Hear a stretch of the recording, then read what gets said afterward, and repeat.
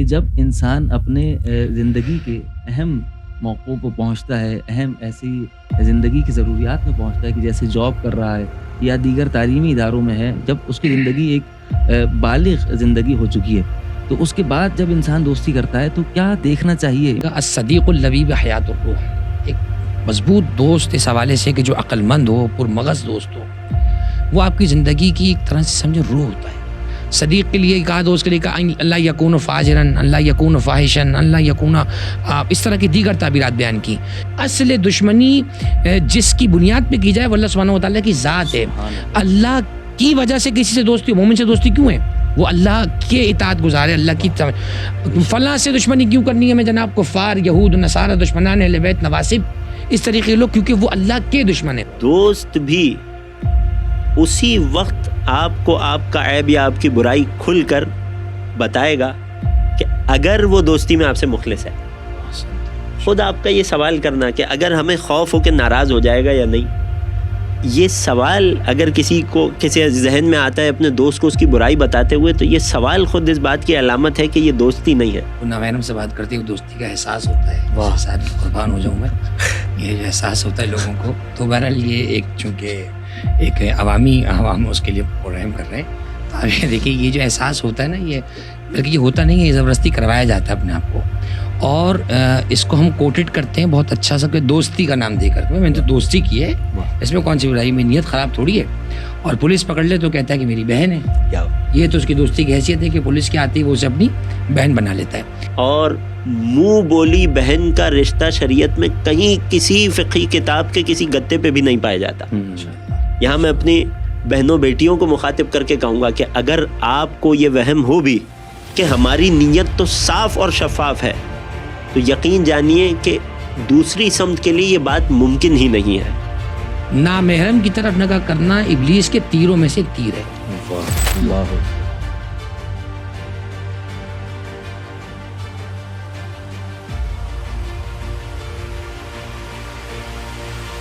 اعوذ باللہ من الشیطان اللعین الرجیم، بسم اللہ الرحمن الرحیم، وبہ نستعین وہو خیر ناصر ومعین، اللہم صلی علی محمد وآل محمد وعجل فرجہم اجمعین۔ معزز ناظرین و سامعین کرام، السلام علیکم ورحمۃ اللہ وبرکاتہ۔ میں آپ کا میزبان سید حماد علی زیدی آپ کو اس پروگرام میں خوش آمدید کہتا ہوں، جو کہ ارمغان نجف کے زیر اہتمام پوڈ کاسٹ کی صورت میں اپنے موضوعات کو لے کر آپ کی خدمت میں پیش کیا جا رہا ہے، اور اس سلسلے میں ہمارے ساتھ علماء کرام موجود ہیں جو کہ یقیناً انتہائی اہم موضوع پر گفتگو کرنے کے لیے اپنے قیمتی وقت میں سے ہمیں وقت مہیا کر رہے ہیں۔ میں تہہ دل سے ارمغان نجف کی جانب سے بھی اور اپنی پوری ٹیم کی جانب سے آپ دونوں علماء کرام کا تہہ دل سے ممنون و متشکر ہوں کہ آپ نے اپنے قیمتی وقت میں سے ہمیں وقت مہیا کیا۔ پروردگار عالم کی بارگاہ میں دعا ہے پروردگار دونوں علماء کرام کی توفیقات خیر میں اضافہ فرمائے اور علم و عمل میں اضافہ فرمائے۔ ہمارے ساتھ موجود ہیں مولانا حافظ ارتضیٰ نجفی صاحب۔ السلام علیکم ورحمۃ اللہ وبرکاتہ۔ وعلیکم السلام ورحمۃ اللہ وبرکاتہ۔ کیسے مزاج ہیں آغا صاحب؟ خیریت سے؟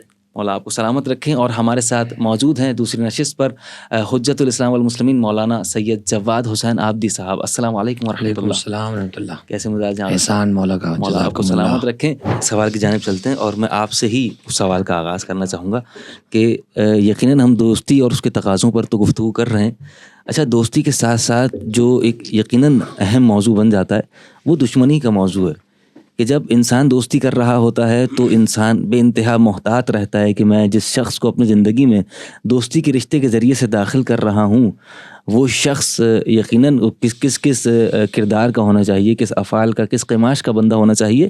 اور اس کے علاوہ اگر انسان کسی سے دشمنی پر اتر آئے تو اس دشمنی کے کیا معیارات ہونے چاہیے اور کیا تقاضے ہونے چاہیے کہ ایک دشمن جب آپس میں دو مومنین میں یا دو افراد میں دشمنی ہوتی ہے تو ان کی کیا حدود ہونی چاہیے، شریعت کے اعتبار سے بیان فرمائیے گا۔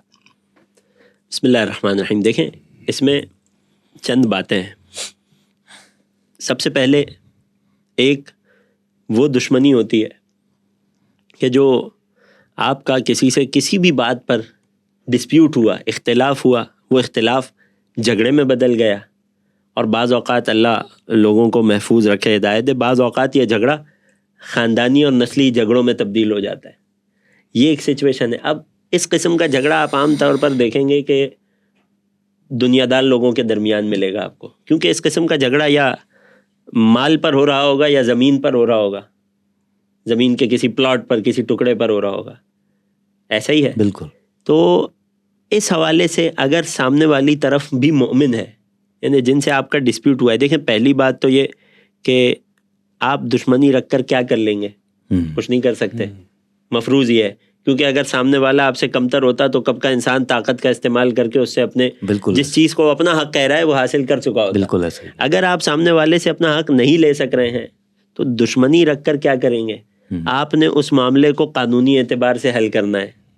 یہ ایک اہم مسئلہ ہے. اگر سامنے والی طرف مومن ہے، یہ بہت اہم مسئلہ ہے اور انتہائی مشکل مرحلہ ہے. یہ انسان کا امتحان ہوتا ہے کہ ایک شخص ہے جس سے میری کاروباری دشمنی ہے، کاروباری چپکلش ہے اور ہے وہ مومن. تو اب کاروباری مقابلے بازی اپنی جگہ، یعنی بزنس کمپٹیشن اپنی جگہ، مگر اگر سامنے والا شخص مومن ہے تو شریعت کی نگاہ میں اس کے لیے دل میں بغض اور دشمنی نہیں رکھ سکتا. اللہ اکبر. احسنتم.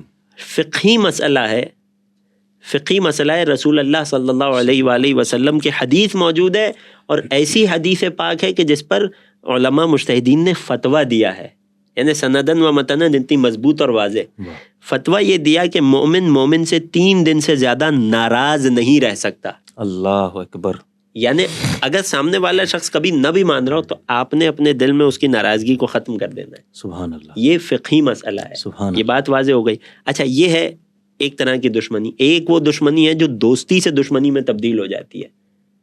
یہ معاشرے میں بہت بار دیکھنے میں آتا ہے کہ پہلے جناب دوستی تھی، کچھ ایسے حالات و واقعات بنے کہ جو دشمنی میں تبدیل ہو گئی. اس کی جڑ کہاں ہے؟ اس کی بنیادی وجہ کیا ہے؟ اس کی وجہ ہے آسان ترین الفاظ میں ایکسپیکٹیشنز کا بہت زیادہ ہونا، امیدوں کا بہت زیادہ ہونا.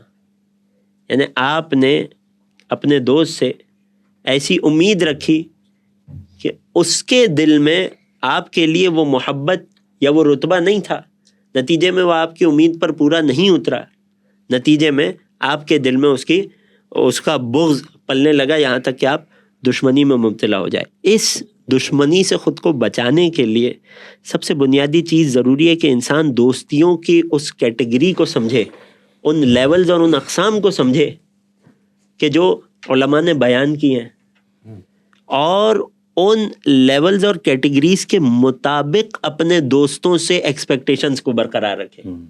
یہاں علماء ایک مثال دیتے ہیں، قبلہ نے بھی یقیناً ہماری اس پر بات بھی ہوئی تھی آف کیمرہ، کہ جامع السعادات میں مؤلف نے ایک بڑی خوبصورت مثال دی ہے.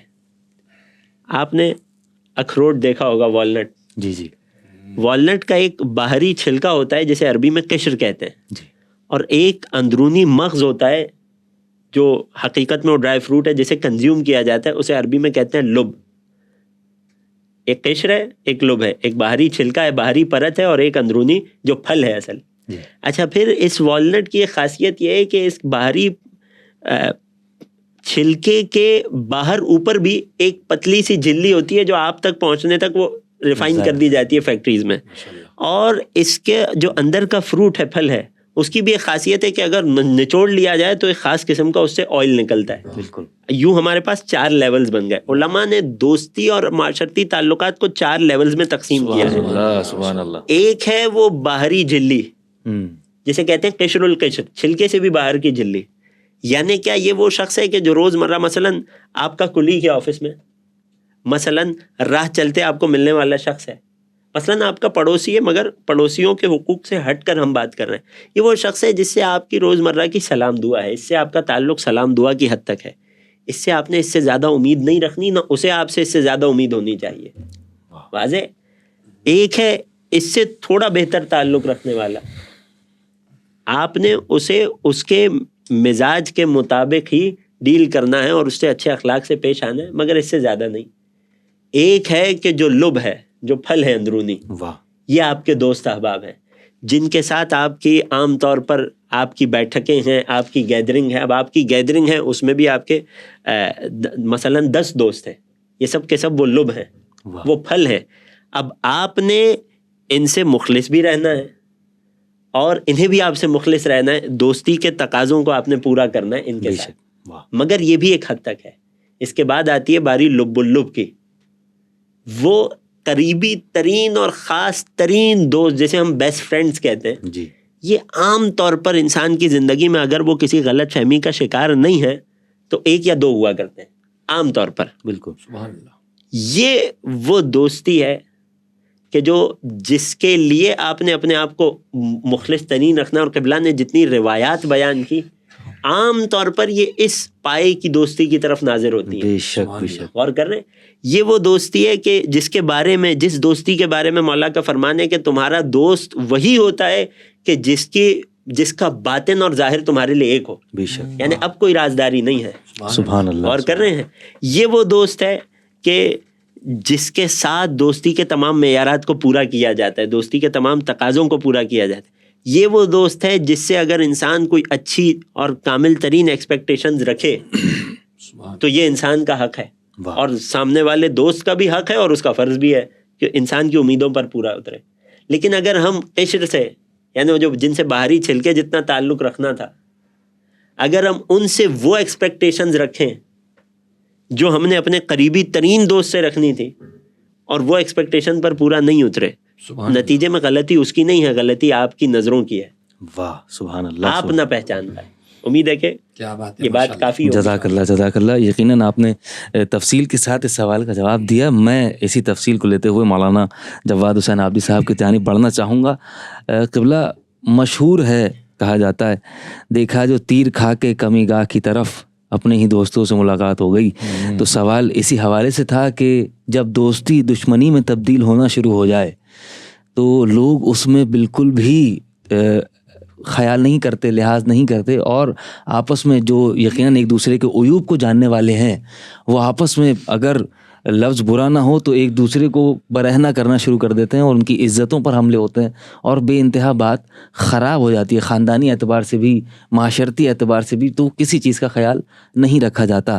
تو میں یہ چاہتا ہوں کہ آپ اس اعتبار سے بیان فرمائیں کہ جب یہ دوستی کا رشتہ, محبت کا تعلق جب دشمنی میں تبدیل ہوتا ہے تو اس کے حوالے سے کیا حدود ہونی چاہیے, اور آل محمد نے کیا تعلیمات دی ہیں, اس کے حوالے سے وضاحت فرمائیں. بسم اللہ الرحمن الرحیم. دیکھیے, سب سے پہلے تو یہ بات ذہن میں رہے کہ جیسے محبت ایک جذبہ ہے, اسی طریقے سے نفرت ایک جذبہ ہے. بے شک. اور ان دونوں جذبوں کا خالق اللہ سبحانہ و تعالیٰ ہے. سورہ حجرات میں آئے تھے وَلَٰكِنَّ اللَّهَ حَبَّبَ إِلَيْكُمُ الْإِيمَانَ وَكَرَّهَ إِلَيْكُمُ الْكُفْرَ وَالْفُسُوقَ وَالْعِصْيَانَ أُولَٰئِكَ هُمُ الرَّاشِدُونَ. اللہ نے مومنین کے دلوں میں ایمان کی محبت کو جاگزیں کیا ہے, اور کفر و فسوق و عصیان کی نفرت کو پیدا کیا ہے. تو جذبوں کا خالق تو اللہ سبحانہ و تعالیٰ ہے. البتہ کہاں ان کی امپلیمنٹیشن ہوگی وہ ہمیں گراؤنڈ پہ دیکھنا پڑے گا. اب آپ کا سوال جو ہے یہ ایک دوسری نوعیت کا, ایک عمومی سطح سے متعلق ہے, لیکن اس کے پہلے کہ میں اس کی طرف آؤں, حدیث میں آیا کہ تحببوا الی اللہ ببغض اہل المعاصی وتقربوا الی اللہ بالتباعد منہم والتمسوا رضاها بسختہم. بہت عجیب و غریب روایت اور بڑی پیاری روایت. اور ہمارے ہاں جو بعض وائٹ کالر پیدا ہوئے ہیں, پڑھے لکھے, دو چار اردو کتابیں پڑھ کر سمجھتے ہیں کہ وہ مولانا نفرت کی کیا ضرورت ہے, دین تو محبت کا ہے, ہمیں تو محبت کرنی چاہیے. خدا وند متعال ایسے صاف ستھرے شرپسندوں سے ہمیں محفوظ فرمائے جو دین کو ایک محبت کی میٹھی ٹافی سے بنانا چاہتے ہیں. دین یقیناً دین محبت ہے, اس کا نام ہی سلام اور سلامتی سے ماخوذ ہے, لیکن وہی اللہ سبحانہ و تعالیٰ کے جس نے یہ حکم دیا اسی نے ہمیں یہ کہا ہے کہ ہمیں عقائد کے حوالے سے جن سے نفرت کا حق ہے ان سے ہمیں بغض رکھنا ہے. آپ دیکھیں کہ اسلام کے جو ہم کلمہ پڑھتے ہیں اس کی ہی ابتدا میں بغض و نفرت و منافرت ہے, یعنی لا الہ یہ نفرت ہے, الا اللہ محبت ہے. بے شک. تو حدیث آئے کہ تحببوا الی اللہ ببغض اہل المعاصی, اللہ سے محبت رکھنے کے لیے تمہیں گنہگاروں سے نفرت رکھنی پڑے گی. وتقربوا الی اللہ بالتباعد منہم, اور اللہ سے قریب ہونے کے لیے ان سے دور ہونا پڑے گا. بے شک. والتمسوا رضاها بسختہم, اور اللہ کی مرضی کو اگر تلاش کرنا چاہو تو ان کی ناراضگی میں تلاش کرو, گنہگاروں سے ناراض ہو تاکہ اللہ تم سے راضی ہو. یہ تو ایک بات ہو گئی. جہاں تک آپ نے سوال کیا تو دیکھیے جو قبلہ صاحب نے بیان فرمائی بات, اس میں بہت واضح بات ہے. اب دیکھیے نا ہوتا کیا ہے, ایک حدیث ہمارے پاس ہے کہ الاخلاص و الیأس مما فی ایدی الناس. اخلاص, خلوص, پیورٹی, ٹرانسپیرنسی, دوستی میں شفافیت, حقانیت کا پہلا سٹیج کیا ہے؟ الیأس مما فی ایدی الناس, جو دوسروں کے ہاتھوں میں دولت نظر آ رہی ہے اس سے تم مایوس ہو جاؤ. اللہ اللہ. دیکھیے بہت اچھا ایک کوٹ ہے کہ نو ایکسپیکٹیشنس نو ڈس اپوائنٹمنٹس. نہ امیدیں ہوں نہ آپ ٹوٹیں. آپ نے کیوں امیدیں باندھی تھیں؟ جیسے قبلہ نے بیان فرمایا کہ اب جیسے ہم نے سابقہ دوران میں بات کی کہ معیار ہمارا اس سے ایک ایمانی رابطہ، اس کا حسن خلق، اس کی آپ کے ساتھ ایک اچھا رابطہ، ایک اچھی میچورنس کے ساتھ آپ کی اس کی دوستی، یہ چیزیں معیار ہونی چاہیے. دیکھیے یہ وہ چیزیں جو زوال پذیر نہیں ہوں گی. ایمان خدا نخواستہ اس کا زائل تھوڑی ہونے والا ہے کہ جناب ایمان کوئی مال کی طرح ہے کہ وہ ایک چیک اس نے ایمان کا بنا کے دیا اور وہ چیک جو ہے وہ ختم ہو گیا. اسی طریقے سے ہم دیکھتے ہیں کہ جناب وہ اور ہم بہت سی چیزیں اگر بنائیں مثال کے طور پر کہ جناب اس کے پاس کوئی منصب تھا، وہ منصب چلا گیا. دوستی اگر ان بنیادوں پہ استوار ہوگی تو یہ چیزیں نہیں ہوں گی. جہاں تک آپ نے یہ کہا کہ دوستی اور دشمنی میں بدل جانے کے بعد، تو دیکھیے یہ بہرحال ایک سنگین مرحلہ ہے اور میں ہی سمجھتا ہوں کہ اس میں پریکٹیکلی انسان کو بہت زیادہ جہد کرنا پڑے گا، بہت کوشش کرنا پڑے گا اور بڑا ضبط ہو انسان کے پاس. یہ میں سمجھتا ہوں اس کا انیشیل لیول یہ ہے، کم سے کم اگر آپ سمجھتے ہیں کہ ایسے معاملات ہیں تو آپ زبان کو خاموش کر کے گوشہ نشین ہو جائیں. احتیاطی تدابیر میں سے اب اسے آپ پریکاشن سمجھ لیں، اسے کچھ بھی سمجھ لیں، ٹھیک ہے. کیونکہ آپ دیکھیں کیچڑ کے تالاب میں پتھر ماریں گے تو کیا ہونا ہے؟ چھینٹ آپ پہ بھی آنی ہے. بالکل. تو بجائے اس کے کہ آپ اس رشتے کو کنٹینیو کریں، ٹھیک ہے آپ اس کو وہاں کٹ آف کر دیں. اور اب کرنا کیا ہے؟ وظیفہ شرعی جو قبلہ نے بتایا فقہی طور پہ اور عملی طور پہ وہ یہ ہے کہ آپ اس کے حسنات کو یاد کریں. ٹھیک ہے ایک اچھا وقت تھا، اچھا دوست تھا، میں نے اس کے ساتھ یہ کیا. آپ اس کے لیے دعا بھی کر سکتے ہیں، بلکہ کریں دعا. مومن کے لیے تو دعا کا حکم ہے کہ پروردگار اس کے دل میں یہ بات ڈال دے، یا میرے لیے اس کے دل میں یہ باتیں اس کے دور کر دے. حتیٰ کہ جیسے جامع السعادات کا قبلہ نے حوالہ دیا، انتہائی اہم کتاب اخلاقیات کے حوالے سے ملا احمد نراقی رحمۃ اللہ علیہ، انہوں نے فرمایا کہ پریکٹیکلی کچھ آپ کو اسٹیپس لینے پڑیں گے. وہ اسٹیپس یہ ہوں گے کہ آپ نے پریکٹیکلی اس کے لیے اللہ سبحانہ و تعالیٰ کی بارگاہ میں دعا کرنی ہے کہ اللہ اس کے دل کو میری طرف موڑ دے، یا میرے لیے اس کے دل میں اگر کوئی جناب منفی وہ ہے تو اسے ختم کر دے. اور اس کا وظیفہ شرعی ہوا کہ وہ اپنے پورے اس دورانیے پہ غور کرے کہ کہیں اگر مجھ سے کوئی ایسی چیز مثلا لیپس ہوئے ہیں تو میں اس کو جو ہے سارٹ آؤٹ کروں اور قدم پیش قدمی کرے، بات کو بڑھائے. اور میں سمجھتا ہوں کہ پھر اس چیز کو ہمیں جو ہے وہ سولوشن کی طرف لے کے آنا چاہیے. ہوتا کیا ہے اس سے تیسرا آدمی فائدہ اٹھاتا ہے، وہ ہاتھ سیکھتا ہے. بالکل بالکل ایسا ہی ہے. وہ تیسرا آدمی ہاتھ سیکھتا ہے تو ہمیں اس تیسرے کے اس کو ہاتھ سیکھنے کی مہلت نہیں دینی چاہیے دشمنی میں. اور آپ نے اچھے جملہ یہ کہا، ایک سوال آپ نے اور بھی کیا تھا کہ دشمنی میں اب اس کے عیبوں کو اچھالنا. بالکل ایسا ہی. حدیث میں یہ ہے کہ جو یہ چاہتا ہو اللہ اس کے عیبوں کو چھپائے، وہ اس کے بندوں کے عیبوں کو چھپائے. اللہ. اور وہ کیا اچھا جملہ ہے دعائے مبارکہ کمیل کا کہ کم من ثناء جمیل لستن اہلا لہ قد نشرتھا. اے اللہ کتنی تو نے وہ میری اچھائیاں لوگوں میں مشہور کر رکھی ہیں جن کے لائق بھی نہیں. اللہ اکبر. تو اللہ سبحانہ و تعالیٰ بندوں سے بھی یہی تقاضا کرتا ہے کہ تم اس کی اچھائیوں کو یاد کرو، برائی پہ جو ہے وہ آپ کلام بند کر دیں، اپنا بات کو روک دیں. تو میں سمجھتا ہوں اس حد تک شاید دل پہ نرمی بھی پیدا ہو اور ہمارا معاملہ سدھار کی طرف آ سکے. جزاک اللہ جزاک اللہ. اچھا قبلہ حافظ صاحب، اسی سوال سے ہی ایک اور سوال جو ذہن میں پیدا ہوتا ہے، جیسا کہ مولانا جواد عابدی صاحب نے بیان فرمایا کہ ان تمام تر چیزوں کا، ان تمام تر تقاضوں کا ہمیں خیال رکھنا چاہیے. اچھا دو علماء کرام یہاں پر موجود ہیں، احادیث، روایات اور قرآن کی آیات کے زیر سایہ گفتگو چل رہی ہے، لیکن جب ہم عام معاشرے میں دیکھتے ہیں، یہاں مدرسے کا کوئی طالب علم نہیں ہے، یہاں شریعت کا کوئی بے انتہا پاسداری کرنے والا نہیں ہے، یہاں پر روایات اور کتابوں کا مطالعہ کرنے والا نہیں ہے. یہ معاشرہ ہے، اور اس عام معاشرے میں ایک عام مومن، ایک سادہ مومن جو اپنے 9 to 5 جاب کر رہا ہے اور ایک ڈیلی اپنی زندگی گزار رہا ہے. اچھا اس میں دوستی سے دشمنی تک کا اس کا سفر طے ہو گیا کسی مومن کے ساتھ. چلیے وہ انتہائی صابر انسان تھا، بہت اچھا آدمی تھا، شریف آدمی تھا، تو وہ خاموشی اختیار کر کے سائڈ میں بیٹھ گیا، گوشہ نشینی اس نے اختیار کر لی، اور وہ اپنے مومن بھائی کو سمجھتے ہوئے، تصور کرتے ہوئے اس کو مومن کچھ نہیں کہہ رہا، لیکن جو اس کے اوپر حملے کیے جاتے ہیں جی، یعنی اب وہ تو خاموش ہے لیکن سامنے سے خاموشی کا مظاہرہ نہیں ہے، اور سامنے سے بارہا اس پر حملہ کیا جا رہا ہے. تو اب ان حملوں کو کس طریقے سے کاؤنٹر کیا جائے اور اس کی کیا ذمہ داری بنتی ہے؟ اچھا یہ ایک عام آدمی کی بات ہو رہی ہے جی، تو اس کی کیا اخلاقی ذمہ داریاں بنتی ہیں، اس حوالے سے بیان فرمائیں. دیکھیں بسم اللہ الرحمن الرحیم. سب سے اہم بات جو آپ نے ایک سفر بتایا ایک مومن کا، اس سفر کو مولا کس نگاہ سے دیکھتے ہیں. اب یہ ہر طرف کو، یعنی ان معاملات میں ہوتا یہ ہے کہ جب انسان طیش میں ہو تو اسے یہی گمان ہوتا ہے، اسے یہی وہم ہوتا ہے، یہی غلط فہمی ہوتی ہے کہ ساری غلطی تو سامنے والے کی ہے، بالکل ایسے ہی، میں نے تو کچھ نہیں کیا، میں تو سب سے شریف آدمی ہوں. جبکہ انسان کو یہاں اپنے ساتھ انصاف سے بات کرنی چاہیے. جیسے انسان اپنے کاروبار میں آڈٹ کرتا ہے نا, تو آڈٹ میں یہ نہیں ہوتا کہ وہ لاس کو بھی پروفٹ لکھے یا لاس کو نظر انداز کرے, اگنور کرے, صرف پروفٹ ہی سے ہی شیٹ بنائے. نہیں, یہاں پر بھی انسان کو اپنے نفس کا, اپنی ذات کا انصاف کے ساتھ آڈٹ کرنا ہے, دیکھنا ہے کہ اس میں کہاں کہاں میری طرف سے کوتاہی رہی ہے, میں ان کو کیسے پر کر سکتا ہوں. ورنہ کیا ہوگا, امام معصوم فرماتے ہیں عاجز ترین شخص وہ ہے, یعنی سب سے زیادہ ناکارہ آدمی وہ ہے کہ جو معاشرے میں دوست نہ بنا سکے. پھر فرماتے ہیں وہ اعجز منہ, اس سے بھی بڑا ناکارہ وہ ہے کہ جو بنے بنائے دوست کو کھو دے, اللہ ہاتھ سے جانے دے. اللہ یہاں انسان کو اپنے آپ کو اس عجز سے بچانا ہے. اچھا, اب جو آپ نے ایک سینیریو بتایا, بعض اوقات چیزیں ایکسٹریم کی طرف چلی جاتی ہیں. یا تو کوئی ایک اگر مثلاً شریف انسان ہے, یا مثلاً دونوں ہی طیش میں ہیں, دونوں ہی ایک دوسرے کے بارے میں برائی کر رہے ہیں, یا کوئی ایک خاموش بیٹھا ہے, دوسرا شخص معاشرے میں اس کے نام سے برائی پھیلا رہا ہے. یہاں پر معاشرے کے افراد کے سر پہ بھی بہت بڑی ذمہ داری آتی ہے کہ وہ تماشائی بنے, دیکھتے نہ رہیں, یا قبلہ کی مثال کے مطابق ہاتھ نہ سینکیں اس آگ میں, بلکہ ان کی ذمہ داری ہے وہ اس آگ پر پانی بنے, وہ اس آگ کو بجھانے کا کام کریں. وہ ایک دوسرے کے سامنے ان دونوں افراد جن میں اب مثلاً کسی بھی بات پر ناچاکی ہے, دشمنی ہے, اختلاف ہے, جھگڑا ہے, ان دونوں کے سامنے ایک دوسرے کی وکالت کریں, دفاع کریں. اگر ان تک کوئی چیز آتی ہے تو لاؤڈ اسپیکر کا کام نہ کریں, غور کر رہے ہیں, بلکہ قبر کا کام کریں.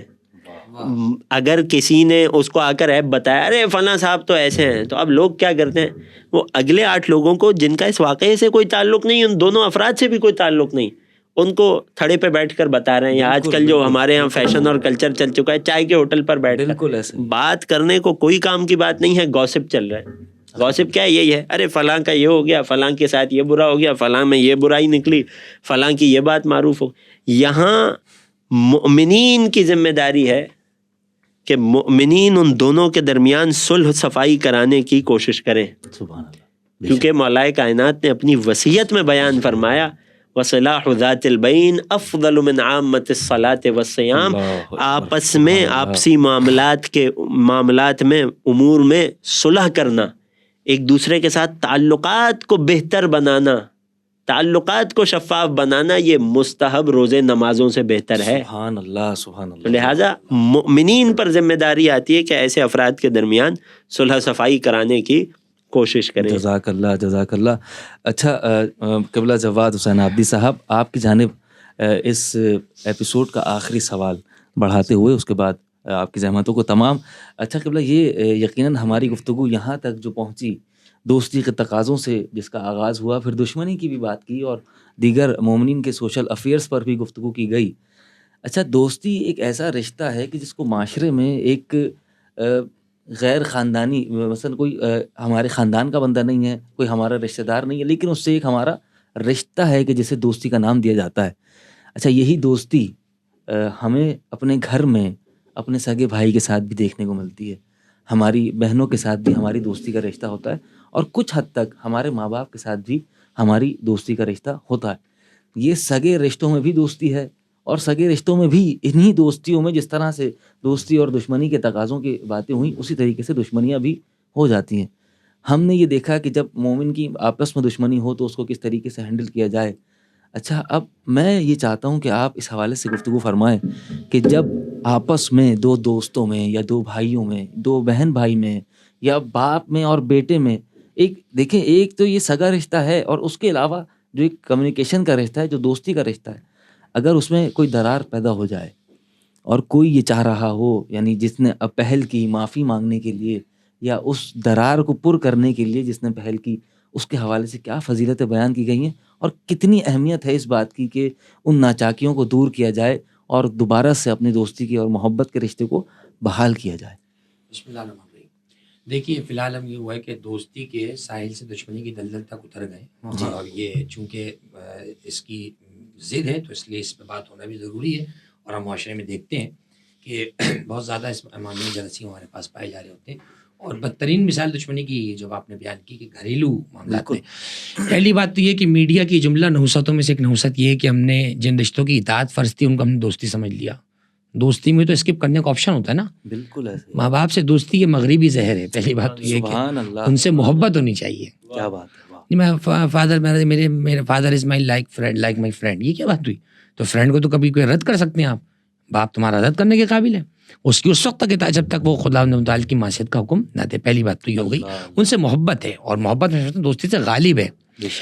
چنانچہ پہلی بات تو یہ ہو گئی. دوسری بات دیکھیے یہ جیسے آپ نے اس بات کو ریز بھی کیا قبلہ نے اس کی طرف اشارہ کیا دشمنی کی طرف بڑھتے کم ہے. جب ہم یہ سمجھ رہے ہوتے ہیں کہ میں اس وے میں جانا چاہ رہا ہوں یہ مجھے ادر وے کی طرف گائیڈ کر رہا ہے یہ مجھے ادھر لے جانا چاہ رہا ہے تو پہلی بات تو آپ ایک جو ہے وہ سڈن ججمنٹ یہ کریں فوری جائزہ لیں کیا ہے یہ میرا باپ جس نے مجھے پیدا کیا ہے یہ میرا دشمن ہو سکتا ہے کبھی. فرض کریں اپنے اندر آپ اگر یہ میرا دشمن نہیں ہو سکتا تو اس کا مشورہ یا اس کی بات حتیٰ کہ بعض روایات میں یہاں تک ہے کہ وقتی طور پہ وہ آپ کو لگ رہا ہوگا کہ جناب یہ میرے خلاف ہے میرے ابا منع کر رہے ہیں ان کے ساتھ نہیں بیٹھو اتنی دیر نہیں بیٹھو. کیا پتا اس کے پیچھے کیا حکمت کار فرمائے جو آپ کا باپ سمجھ رہا ہے وہ آپ سے زیادہ حکیم ہے اس معاملے میں کہ وہ آپ کا باپ ہے. ایک بات.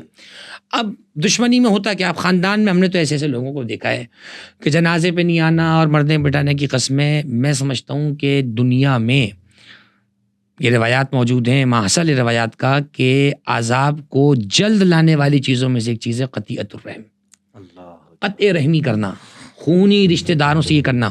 اور ایک روایت میں آیا کہ اللہ کے رسول فرماتے ہیں جو مجھے 3 چیزوں کی ضمانت دے میں اسے جنت ضمانت دیتا ہوں. اعط من حرمک اسے دینے کا وعدہ کر جو تجھ سے چیزوں کو روک رہا ہو. تمہارے چچا نے حصہ نہیں دیا تو اب چچا مر گئے تو تم بھی چچا کے بچوں کو خون پیو گے. اعط من حرمک صل من قطعک ان سے جوڑو جو تم سے کاٹے ہوں.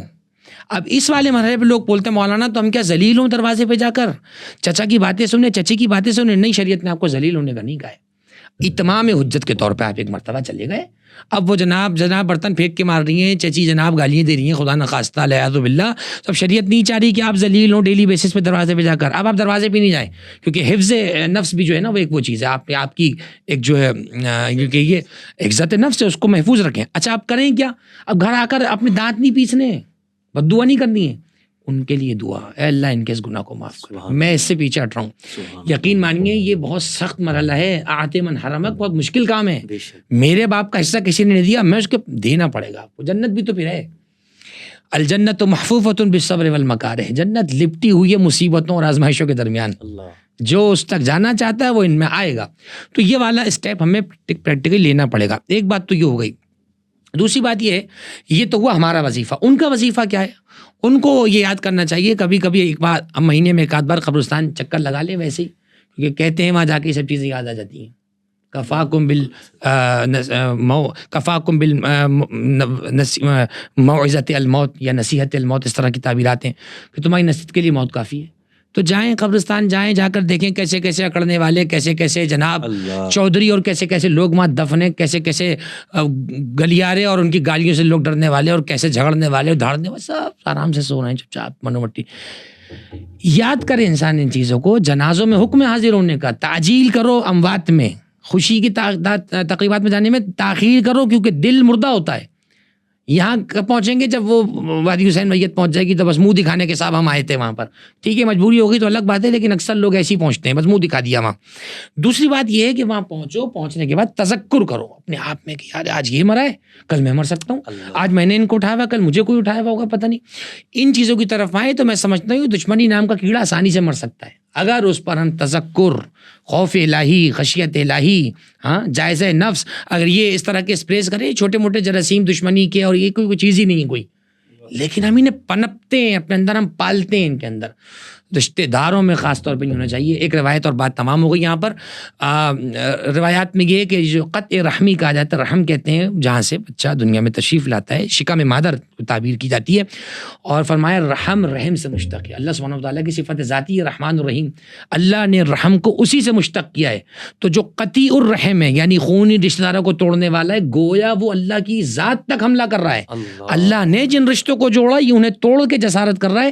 تو دستغیب مولوی شیرازی اللہ مقاموں فرماتے ہیں کہ دنیا میں جلد عذاب آنے والوں میں سے ایک عذاب یہ خدا دنیا میں اس کو دکھا دے گا، اور ظاہری طور پہ کیا فرمایا رونق اس کی چہرے کی ختم کر دے گا، اس کے رزق کو ختم کر دے گا، وہ پریشان نظر آئے گا، پورا گھر کمارا ہوگا مل کر، روٹی گھر میں پوری نہیں ہوگی۔ تو میں سمجھتا ہوں کہ رشتہ داروں کا آپس میں آگے بڑھنا چاہیے اور میت پہ اور اس طرح کے معاملات کی باتیں نہیں کرنی چاہیے۔ میں سمجھتا ہوں کہ اچھا معاشرہ، صحت مند معاشرہ، اسلامی معاشرہ، حسینی معاشرہ، حبیبی معاشرہ، جو حبیب نے مظاہر کے مقلد سبحان اللہ، حبیب نے مظاہر کی پیروی کرنے والے ہیں، ان چیزوں کی رعایت کرنی چاہیے تاکہ ایک اچھا معاشرہ کائنات میں پیش ہو۔ جزاک اللہ آغا صاحب۔ اچھا قبلہ حافظ ارتضیٰ نجفی صاحب سے میں ایک اور مختصر سا سوال آپ کی جانب بھی کرنا چاہوں گا۔ جیسا کہ مولانا سے میں نے سوال کیا وہی ملتا جلتا سوال ہے، لیکن میں یہ چاہوں گا کہ آپ کوئی فضیلت بتائیے کہ جس سے مومنین کی قلوب اس جانب متوجہ ہوں اور ہر ایک نوجوان کے دل میں بھی یہ بات پیدا ہو کہ اگر کوئی بھائی ناراض ہے، اگر کوئی بہن ناراض ہے، کوئی دوست ناراض ہے، کوئی ایسا مومن ناراض ہے کہ کسی بھی فعل کی وجہ سے، چاہے اس کی اپنی ہی غلطی کیوں نہ ہو، غلط فہمی کی وجہ سے وہ ناراض ہم سے ہو گیا، تو اگر ہم پہل کر رہے ہیں معافی مانگنے میں یا پہل کر رہے ہیں رشتوں کو بحال کرنے کے لیے، تو ان کی کیا فضیلتیں بیان کی گئی ہیں؟ اختصار کے ساتھ آپ بیان فرمائیے گا۔ دیکھیں، شریعت میں جہاں توڑنے کی، تعلق توڑنے کی بہت زیادہ مذمت ہے، وہیں تعلق جوڑنے کی بہت زیادہ فضیلت، مرتبہ اور ثواب بھی وارد ہوا ہے۔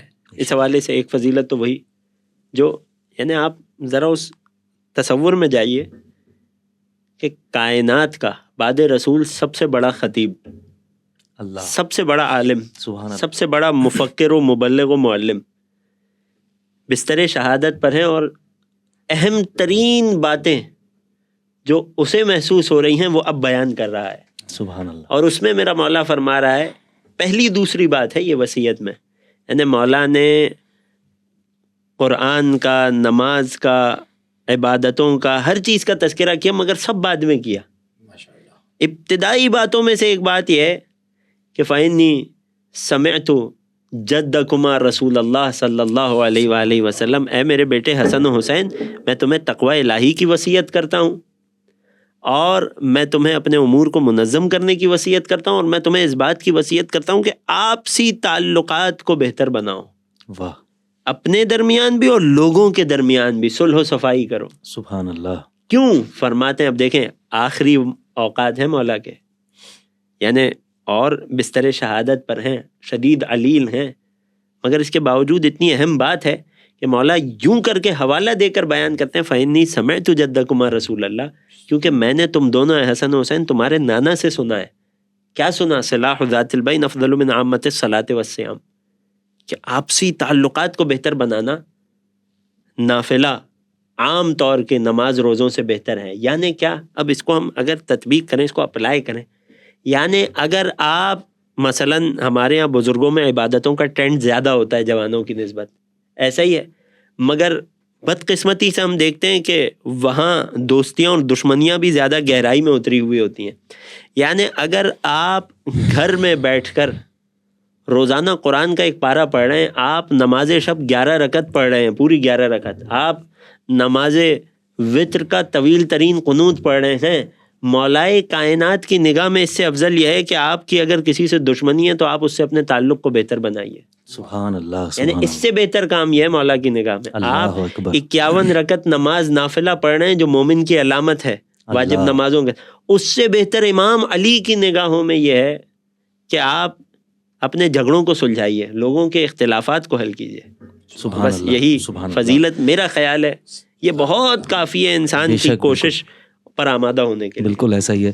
جزاک اللہ آغا صاحب۔ میں دونوں علماء کرام کا، بالخصوص مولانا سید جواد حسین آبدی اور بالخصوص مولانا حافظ ارتضیٰ نجفی صاحب کا تہ دل سے ممنون و متشکر ہوں کہ آپ دونوں نے ہمیں یہاں پر وقت مہیا کیا۔ میں ارمغان نجف کی جانب سے آپ دونوں کو انتہائی شکر گزاری کے ساتھ اجازت لیتے ہوئے دعا ہے پروردگار عالم کی بارگاہ میں کہ پروردگار تجھے واسطہ محمد و آل محمد کا، تجھے واسطہ ابوالفضل عباس علمدار علیہ الصلوۃ والسلام کی عزت اور عظمت کا، ان دونوں علماء کرام اور ان کے ساتھ ساتھ بالخصوص تمام علماء حقہ کا سایہ ملت تشیع پر تا دیر قائم و دائم فرما۔ بالخصوص ہمارے مجتہدین عظام، بالخصوص القدس آیت اللہ العظمیٰ سید علی حسینی سیستانی صاحب کو طول عمر عنایت فرما۔ پروردگار تجھ واسطہ محمد وآل محمد کا تمام مومنین کی جان مال عزت و آبرو کی حفاظت فرما، تمام مومنین کے حالات کو بہترین حالات میں تبدیل فرما، اور ہم تمام کو قیامت کی ہولناکی میں شفاعت ابو الفضل عباس سے مالا مال فرما۔